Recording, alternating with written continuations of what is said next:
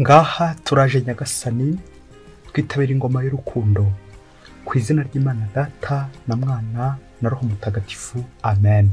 Amahoro bana b'Imana, nimuhumure, Imana iradukunda, ije kudukiza kuri uyu wa mbere w'icyumweru cya 12 mu byumweru bisanzwe, tariki 24 Kamena 2024, ubwo duhimbaza ivuka rya Mutagatifu Yohani umubatiza. Amasomo agiye gutwegereza Imana. Isomo rya mbere ryo mu gitabo cy'umuhanuzi Izayi, umutwe 49 umurongo wa 1 kugeza ku 6. Birwani munyumve, bihugu byakure mu ntege amatwi. Uhoraho yampamagaye ntaravuka, ngiri mu nda ya mama izina ryanjye yararivugaga. Umunwa wanjye yawugize nk'inkota icyaye, ankinga mu gacucu cy'ikiganza cye, angira nk'umwambi utyaye, ambisha mu mutana we. Yarambwiye ati, uri umugaragu wanjye Isiraheli, niwe nzagaragarizamo ikuzo ryanjye. Ariko njye naribwiraga nti naruhiye ubusa, mvunwa n'ibidafite akamaro. Nyamara Uhoraho niwe uzandenganura, igihembo nagitegura iruhande rw'Imana yanjye. None ngaho Uhoraho yabyivugiye, we wandemeye kumubera umugaragu kuva nkiri mu nda ya mama, kugira ngo mugarurire Yakobo, mukorakoranyize Isiraheli. Guhera ubu rero mfite ubutoni kuri Uhoraho, ububasha bwanjye bukaba ari Imana yanjye. Yarambwiye ati, gusubiranya imiryango ya Yakobo no kugarura abarokotse ba Isiraheli, ibyo ntibihagije ku mugaragu wanjye, ahubwo nakugeneye kuba urumuri rw'amahanga, kugira ngo umukiro wanjye usakare kugera ku mpera z'isi. Iryo ni ijambo ry'Imana. Zaburi 139. Ndagushimira Nyagasani Imana yanjye kubera ibikorwa byawe bitangaje. Uhoraho undeba mu nkebe z'umutima ukamenya wese. Iyo nicaye niyo mpagaze byose ububizi, imigambi yanjye uyimenya mbere y'igihe, mu migenzereze yanjye yose nta na kimwe kigusoba. Ni wowe waremye ingingo zanjye, umbumbabumbira mu nda ya mama. Ndagushimira ko wandemye ku buryo buhimbye. Ibikorwa byawe biratangaje, umutima wanjye urabizi neza rwose. Amagufwa yanjye ntiyakwikinze igihe naremerwaga mu ibanga. Ndagushimira Nyagasani Imana yanjye kubera ibikorwa byawe bitangaje. Isomo rya kabiri ryo mu gitabo cy'ibyakozwe n'intumwa, umutwe wa 13 umurongo 22 kugeza ku 26. Mu isengero ry'Antiyokiya ho muri Pisidiya, Paulo yabwiye Abayahudi ati, Imana yamaze guhigika Sawuli, ishyira Dawudi ngo ababere umwami, ari nawe yatanzeho icyemezo ati, nabonye Dawudi mwene Yese, umuntu unguye ku mutima, uzakora ibyo nshaka byose. Mu rubyaro rwe nk'uko Imana yari yarabimusezeranyije, niho yakuye Yezu umukiza wa Isiraheli. Mbere y'ukuza kwe, Yohani yatangarije Abayisiraheli bose batisimu kwisubiraho. Nuko ajya kurangiza ubutumwa bwe aravuga ati, ntabwo ndi uwo mukeka, ahubwo hari ugiye kuza ankurikiye, nkaba ntakwiriye no guhambura udushumi tw'inkweto ze.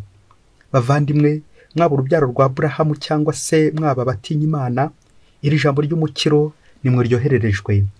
Iryo ni ijambo ry'Imana. Nyagasani Yesu nabane namwe. Amagambo mu Ivanjili ntagatifu yanditswe na Luka, umutwe wa 1 umurongo wa 57 kugeza ku 66 n'umurongo wa 80. Igihe cyo kubyara kigeze, Elizabeth abyara umwana w'umuhungu. Abaturanyi na bene wabo bumvise ko Nyagasani yamugiriye ubuntu, bafatanya nawe kwishima. Ku munsi wa 8 baza kugenya umwana, bashaka kumwita Zakariya nka se. Ariko nyina aravuga ati, oya, aritwa Yohani. Baramubwira bati, nta muntu w'umuryango wanyu wigeze witwa iryo zina. Nuko abaza se mu marenga uko yifuza kwita umwana. Zakariya yakakabaho maze yandikaho aya magambo, izina rye ni Yohani. Bose baratangara. Kanya umunwa we urabumbuka, n'ururimi rwe ruragobodoka, maze atangira kuvuga asingiza Imana. Nuko ubwoba butaha abaturanyi babo bose, nabo mu misozi yo mu Yudeya, bakwiza hose ibyabaye. Ababyumvaga bose bakomezaga kubizirikana mu mitima, bibaza bati, uyu mwana azamera ate ko ububasha bwa Nyagasani buri kumwe nawe? Umwana uko yakuraga ni nako yungukaga ubwenge, nuko yibera ahantu h'ubutayu kugeza igihe yigaragaje imbere ya Isiraheli. Iyo ni Ivanjili ntagatifu. Bayoboke b'Imana, nimugire amahoro. Aha tugeze ni kuri Buri Munsi. Ukomeze kugubwa neza, wera imbuto buri munsi. Umuhanga avuze ko hari abantu batatu ugomba kwitondera mu buzima. Abantu batatu bakomeye. Nawe rero baciye uturongo dutatu. Uwa mbere ugomba kwitondera ngo ni umuntu usenga. kuko utazi igihe ahurira n'Imana ashobora kuba yabonekewe n'Imana, Imana ikamubwira, aho se uzamenya icyo yamubwiye, ujye umwitondera umuntu usenga. Uwa kabiri ngo ni umunyeshuri, kuko umunyeshuri aba ashobora kuzavamo umwarimu ndetse akarengana mwarimu, ntabwo uzi uko bizamera. Umunyeshuri uri kwiga ujye umwitondera. Uwa gatatu noneho ari unakomeye cyane, ujye witondera umwana. Kubera iki? Byumvikane nyine azavamo umubyeyi, aho azakurira ntabwo hazi, uyu mwana azamera ate? Abo bantu batatu umubyeyi ubitondere, cyane cyane tujye guca akarongo yitwa umwana. Kwitondera umwana, kuko utazi nakura bizagenda bite, uyu mwana bizarangira bite, ko biri kose azavamo umuntu nyine ukomeye. Ujye umwitondera mubyeyi. Umunyarwanda niwe wavuze ati sindera ibuye umwana arakura. Bayoboke b'Imana, uyu munsi ku itariki 24 Kamena turahimbaza ivuka rya Yohani Batista Mutagatifu. Yohani Batista Mutagatifu turazirikana ko ari integuza ya Mesiya. Rero tuje tuzirikana iryo vuka ry'umwana w'agatangaza utegura undi nawe w'agatangaza, Yesu Kristo. Bya bisa nyine bisabirana. Iyo ukomeye nyine utegurirwa n'ubundi n'abantu bakomeye, kuko uba ukomeye. Iyo ukomeye uba ukomeye, niyo ugenda urabyumva. Ni kubw'iyo mpamvu rero, kubera ubwo bukomere, tujye gutondagura inshinga yitwa gutegura.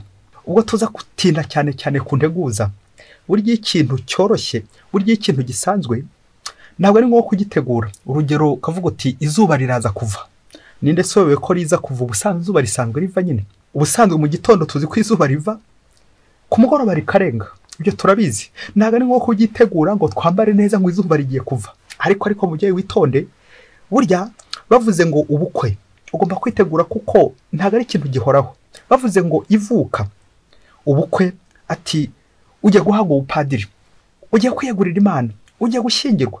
Ko biri kose imyiteguro yose, bamwe bakabahira mu gikoni bari gutegura amazimano n'ibindi byinshi cyane, imyiteguro ikaba irarimbanyije. Rero iyo bavuze ngo ivuka ry'umwana, nanone umubyeyi agomba kwitegura, akitegura imyenda, akitegura ukuntu azakira umwana n'ibindi byinshi cyane. Nkanswe noneho turimo turitegura ivuka rikomeye rya Yesu Kristo uzaza kuri Noheli. Mu kwitegura ivuka rya Yohani Batista, tuba turi kwitegura nanone guhimbaza ivuka rya Yohani Batista kuri itariki. Guhimbaza ivuka rya Yohani Batista, tuba turi kwitegura ivuka rya Yezu.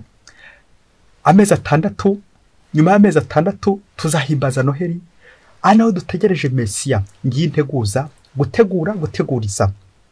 Mu isomo rya mbere twazirikanye mu gitabo cy'umuhanuzi Izayi, barimo bararata integuza.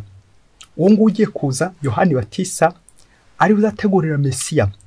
Ngiye ko arize integuza yanjye. Hari ijambo batinzeho bati nkiri mu nda ya mama.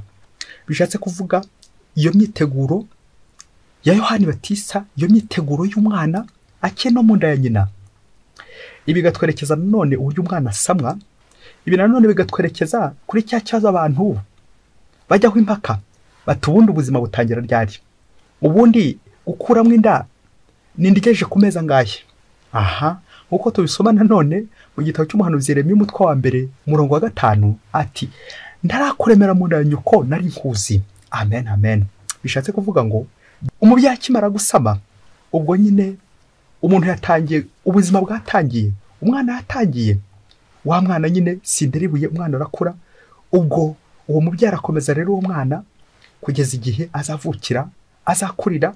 Ntituzi uko bizamera, gusa icyo tuzi nuko azaba umuntu ukomeye. Kwitondera umwana mu babyeyi mwe. Niyo mpamvu rero umubyeyi niyubahwe, utwaye inda niyubahwe, utwite niyubahwe, hazavamo umwana w'Imana. Na Zaburi uyu munsi iratwibutsa agaciro Nyagasani duha, uburyo turema, uburyo tubaho, ubuzima. Ati ni waremye ingingo zanjye, umbumbira mu nda ya mama. Ndagushimira ko wandemye ku buryo buhimbye. Amen. Gushimira Imana kuko yaturemye. Impano y'ubuzima Imana yaduhaye.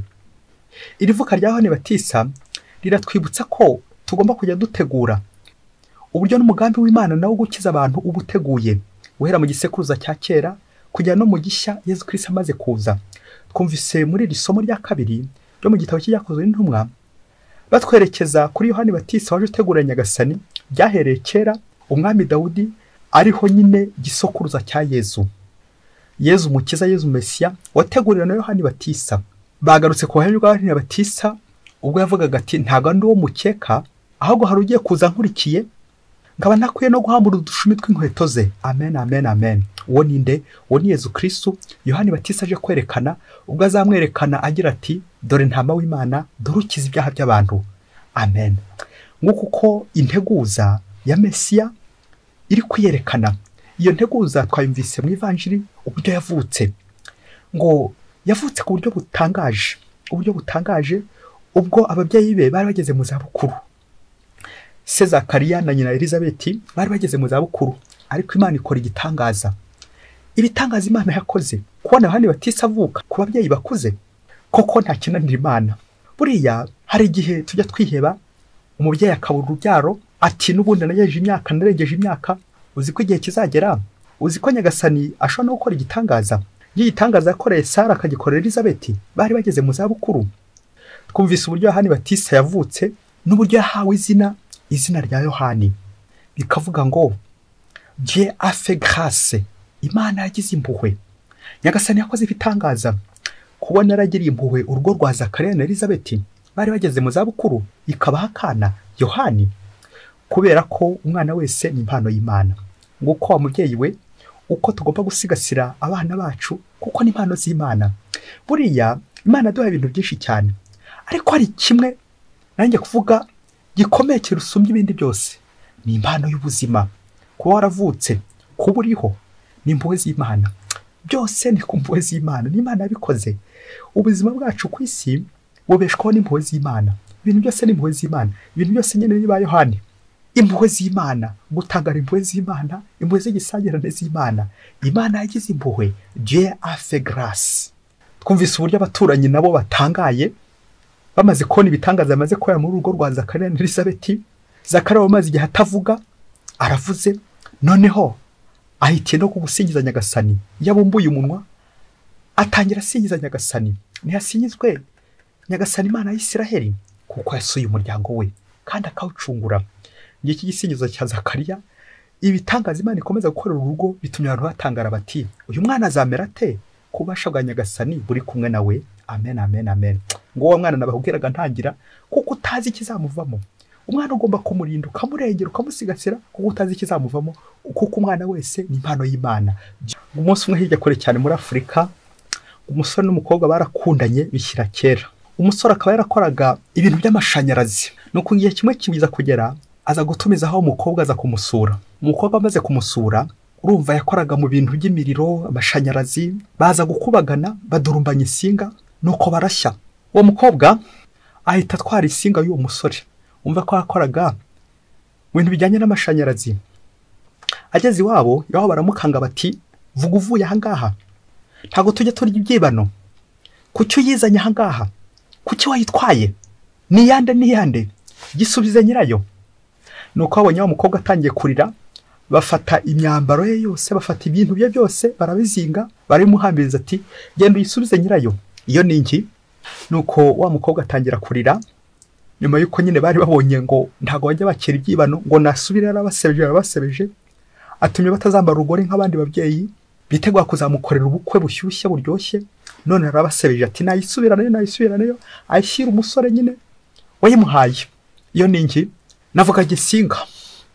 Nuko aragenda, wa mukobwa n'amarira menshi. Ageze kuri wa musore ati wacu wambwiye ngo nyikugarurire, ubwo ari wowe wayimpaye, simva aha ngaha. Nuko wa musore amubwira ati umva rero, hato utaza kunsebya, reka tuyijugunye, iyo ni iki. Wa mukobwa aramubwira ati umva rero, nakoze ibyaha byinshi, nahemukiye Imana ndenga ku itegeko rya 6 mu mategeko yayo. Ubu rero sinshobora gutinyuka ngo nongere nkora Imana mu jisho, ndenga no ku rindi ryayo rya 5. Amaze kwanga kujugunya yasinga, aramubwira ati vuga uvuye aha ngaha, ntabwo tuzongera no gushyikirana. Ako kanya bahita barangana. Wa mukobwa areba hirya areba hino, yibaza iwabo ko bamwirukanye, ko umusore amwirukanye kandi ari we wayimuhaye, biragenda bite. Nuko umukobwa n'amarira menshi agenda ajya mu gihuru, ajya kurira mu gihuru. igihe cyaje kugera aho ngaho nyine yaracumbitse muri icyo gihuru, igihe cyaje kugera aza kubyara. Amaze kubyara umwana ngo bamwita Grace, ngo bihora nuko icyo gihe hari mu midugararo ikomeye cyane intambara. Ubwo ako kanya batangira kubahiga. Wa mukobwa yibaza noneho ukuntu aza kubigenza, ukuntu agiye guhungana uwo mwana biramuyobera, ariko n'ubundi akomeza gutwaza, aragenda ariruka. Wageze mu nzira abona abandi babyeyi bari bafite uduhinja bari kugenda batujugunya, hato abana batabaremerera ubundi bahunge biruke bakiza amagara yabo.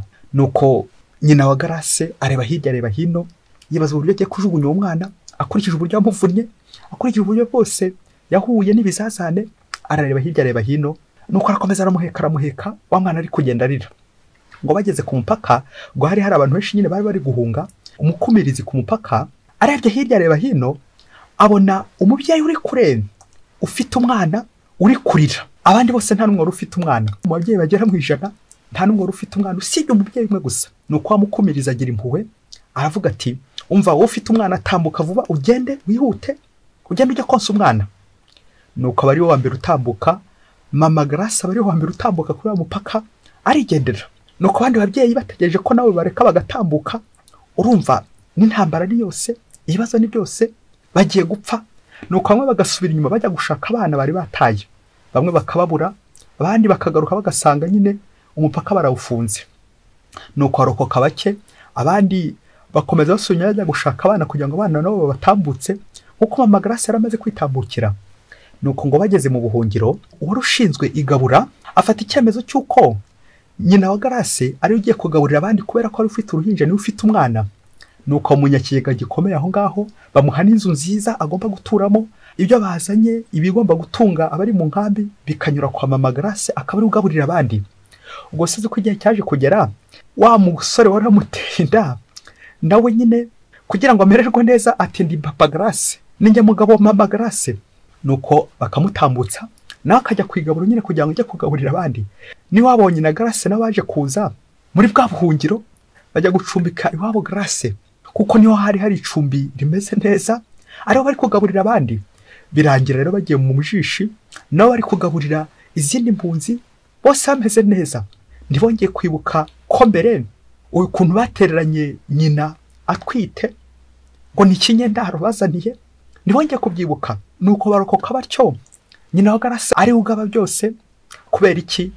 Niyo washoboye guhungana umwana wenyine mu ngo zose zari ziteraniye aho ngaho, ingo hafi 100, niyo wajyanye umwana wenyine. Bayoboke b'Imana, Yesu Kristo akuzwe. Nawe neza y'Imana iguhoreho kuko uri uw'Imana. Babyeyi nitwite ku bana bacu igihe tugifite igihe, kuko igihe kizagera ntibiba bigishoboka. Ngiye bya bindi twavuze ko utazi kizava mu mwana, ushaka gusuzugura umwana kandi uzagukiza. Dukuriye ingofero abakobwa bashoboye kubyarira iwabo bagashobora gukuza abana. Ujya witondera uwo mwana ntuzi kizamuvamo, umurere neza umwitondere. Hari igihe cyinshi tugira imvugo zo gusebanya Tito, uriya mwana ni ikinyendaro, uriya mwana nicyo ntazi, umwana ntago tuzi se, ntago tuzi imiryango ye. Aha, tukaza kwibeshya umukobwa n'umusore bakubagana bagatwita. Ikibazo tukunze kugishyira kuri uwo mwana, nuko umwana agahinduka ikibazo, kandi umwana w'ubundi usanzwe ni intungane. None turi kumuhora ibyo ababyeyi bakoze, turi kumuziza uko yavutse. Tukaza kwibagirwa ko nubwo ababyeyi bateshutse, ariko nyuma yaho hari impuhwe z'Imana. Impuhwe z'Imana ziza gusanganira uwo mwana. Akenshi rero dukunze kugwa muri uwo mutego wo gusebya abandi, ahubwo tukibagirwa ko umwana ahubwo twagombye kumwita enfant exceptionnel. Ni umwana udasanzwe.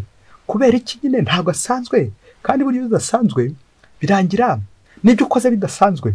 Hari umuhanga wavuze ati uzajya witondera abana bavuka nyine kuri ubwo buryo budasanzwe. Akenshi ashobora gukomereka, ikimuranga akenshi arakomereka, ashobora gukomerekera no mu nda, ariko kera kabaye akaba azakomera. Babyeyi mwashoboye gutwita mugashobora kubyara, tubakuriye ingofero. Bakobwa mwashoboye gutwara inda, mukihanganira ibisebo, mukihanganira ibigeragezo, tubakuriye ingofero. Nimukomere n'umwana w'Imana bari mutwaye. Yaba ababyeyi bari bazi ko mu nda zabo batwaye umwana w'Imana. Erega ivuka rya Yohani Batisa riza rikurikirwa n'ivuka rya Yezu, bitwibutsa guha agaciro abana, ba bana ababyeyi batwita bakaza mu bantu bakomeye, kuko umwana wese nyine ni impano y'Imana, azava umuntu ukomeye. Ni ngombwa rero kumwitondera. Babyeyi muhungeta abana, mugahungeta abana b'abakobwa bati yabyaye, ubu kamuhambiriza uti genda mvira aha ngaha, ibyo bigahita bibagiza ko ari n'umwana wanyu, ubwo mukamura mutaye. Ntabwo ari ukugira ngo dutize abakobwa benshi ngo bajye babyarira iwabo. Ariko nanone iyo umuntu yaguye mu cyaha, ntabwo icyambere kumujugunya, ntabwo icyambere kumuha akato, ahubwo tukamenya ko icyaha ntabwo icyambere ari igihano kigikurikira, ahubwo ari impuhwe z'Imana. Grâce, Dieu a fait grâce, Imana yagize impuhwe. Rero babyeyi muhungeta abana banyu ngo kubera ko bateshutse, yego mushobora kubahana ariko mubakosora, mukabahana mutabahanura, ahubwo mukabahana mubahanura. Bityo rero ntukajugunye umwana wawe, ntukajugunye yasinga ngo nuko agukojeje isoni, agusebeje. Aho ngaho si umujugunye, ujya wuka ko ari umwana wawe. Nguko uko abantu benshi batita ku bana babo. Ariko igihe nikigera kigabura, ari grâce uri kugabura, kubera ko amaze gukira, nanjye kuvuga imihoro, akize za nshinge, akize bya binini, akize za ntwaro zose zari zimwugarije, nibwo rero bizatangira akakomera, ukazamumenyera ku isahani. Kandi waramuhungese, byagera mu igabura akaba ari bw'umumenya ati nanjye ni papa Grâce, ati nanjye ndi nyirakuru wa Grâce, ati nanjye ndi sekuru wa Grâce, kandi kare mwaramuhungese. Babyeyi, umwana ni impano y'Imana. Basore bagabo, duhungeta ababyeyi batwite, bamwe tukabakubita, abandi tukabihakana, abandi tukabacunaguza. Igihe kizagera wa mwana ntamara gukomera, aho nawe uzavuga uti yewe ninjye papa Grâce, ni njyewe.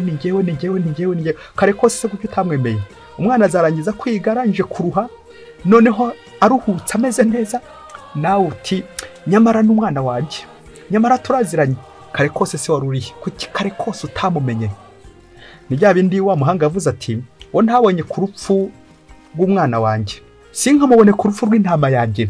Twese akenshi tuza igihe ibyo bigeze ku isahani, ariko imvune yabyo kubitegura. Inyiteguro nk'ababyeyi mwe, gutegura umwana, integuza.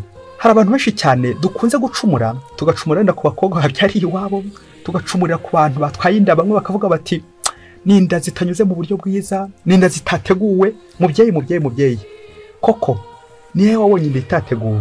Umwana ajya azira ibyaha by'ababyeyi? Umwana ni intungane y'Imana, umwana n'umwana w'Imana. Tugomba rero kumwakira mu bishoboka byose, kuko ntabwo ari impanuka. Nta muntu ushobora kuza ku isi ari impanuka. Twese tuza turi mu mugambi w'Imana, twateganyijwe gutegura. Nta muntu uvuka ari impanuka, kuko ubuzima ari impano y'Imana. Imana se yatanga impano ihubutse cyangwa itazi ibyo ikora? Ubuzima ni impano y'Imana, umwana wese ni impano y'Imana. Yaba twakiraga abana bageze ku isi, tukabakira neza, tukabagusha neza, tukabagira neza, twamererwa neza, twabaho neza, ababyeyi bakishima, abana bakishima. Nkuko Yohani, urugo rwa Zakariya na Elizabeth rwishimye Yohana amaze kuvuka, abaturanyi bikabashimisha, nawe ushimishwe n'uwo mwana. Ariko babyeyi twica abana, babyeyi duhotora abana, babyeyi dukuramo inda, aho ujya wibuka ko hari n'abandi benshi babuze uwo mwana, hari n'abandi benshi batarabona umwana. None wowe icyawe uramuhungeta, ukamwica, ukamugira nabi, inda ukayihururamo. Nyagasana azakubaza uwo mwana yaguhaye icyo mumariye. Urebe yakiza kumwihera uriya ari kumwitaho. None wowe aramuguhaye, urangije uramujugunya, uramutereranye, uramwirukanye, umwirukanye ku isi. Babyeyi, Yohani Batisa adufashe natwe kubungabunga ubuzima bw'impinja, ubuzima bw'abana, cyane cyane abakiri mu nda, abamaze gusamwa. Twirinda ibintu byose byabangiza, ibyicisho, intwaro, ibinini, inshinge n'ibindi byose byica ubuzima, maze tubyigizeyo. Tureke abana bavukire kuzakiza isi, bakure neza, bakure mu ngo zacu, babeho neza, kuko nawe nyine uriho ku mpuhwe z'Imana. Reka rero n'undi nawe abeho kubera impuhwe z'Imana. Twese turiho ku mpuhwe z'Imana. Yohani Batisa mutagatifu, udusabire buri munsi. Mwese Imana ibahe umugisha. Imana Data na Mwana na Roho Mutagatifu. Amen. Padiri Masumbuko Ladislas wa diyosezi ya Cyangugu.